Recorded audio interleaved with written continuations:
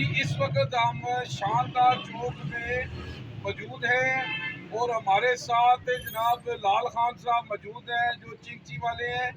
ان کو یہ ہمارے بہت پیارے دوست ہیں، بھائی ہیں ہمارے. ان کو ہم نے قرآن پاک گفٹ کرنا ہے.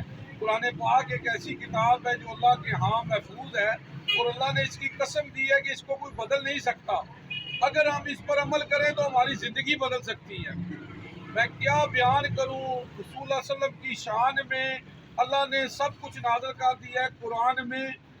اماں عائشہ سے کسی نے پوچھا آپ صلی اللہ علیہ وسلم کی سیرت کیا ہے، تو اماں عائشہ فرماتی ہیں قرآن قرآن قرآن.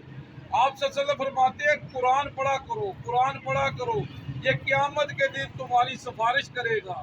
اللہم صلی علی محمد و آل محمد. جی لو جی بسم اللہ جی. راج صاحب اور سناؤ کیا حال ہے؟ طبیعت سناؤ، طبیعت سناؤ، کام کا سناؤ.